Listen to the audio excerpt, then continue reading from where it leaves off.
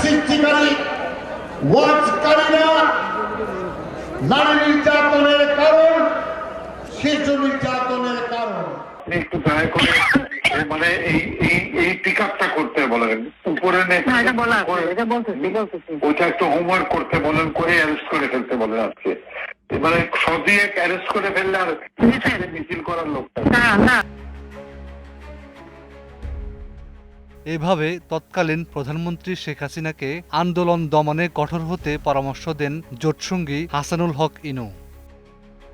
17 August রোববার প্রবাসী সাংবাদিক জুলকারনাইন শাহের তাঁর সামাজিক যোগাযোগ মাধ্যম ফেসবুকে 5 মিনিট 34 সেকেন্ডের একটি অডিও রেকর্ড প্রকাশ করেন। এতে হাসানুল হক ইনুকে ক্ষমতাচ্যুত সাবেক প্রধানমন্ত্রী শেখ হাসিনাকে এমনটা বলতে শোনা যায়। জুলাই আন্দোলনে পালিয়ে ভারতে চলে যাওয়ার পর একের পর এক ফাঁস হচ্ছে পতিত শেখ হাসিনার ফোনালাপ। এর ধারাবাহিকতায় এবার ফাঁস হল সাবেক তথ্যমন্ত্রী ও জাতীয় সমাজতান্ত্রিক দলের সভাপতি হাসানুল হক ইনুর সঙ্গে তার কথোপকথনের একটি অডিও রেকর্ড। অডিও রেকর্ডে শেখ হাসিনা ইনুকে সম্মতি জানিয়ে বলেন, আমরা রণক্ষেত্রের সাথী। পরবর্তীতে ইন্টারনেট চালুর আহ্বান জানান ইনু। তিনি বলেন, ইন্টারনেট চালু করতে বলেন, এটা আমাদের কাজে আসবে, কারণ নিউজ দিয়ে মিডিয়া ফ্লাড করতে পারবো। জবাবে শেখ হাসিনা জানান, কিভাবে ইন্টারনেট চালু করব।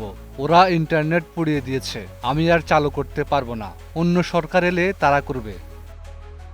আলোচনার এক পর্যায়ে ইনু বলেন, বাংলাদেশে আর কোনো সরকার আসবে না। পাশাপাশি জামাত শিবিরের তালিকা করে তাদের ধরার পরামর্শ দেন তিনি। শেখ হাসিনা এ প্রস্তাবে সম্মতি দিতে শোনা যায়।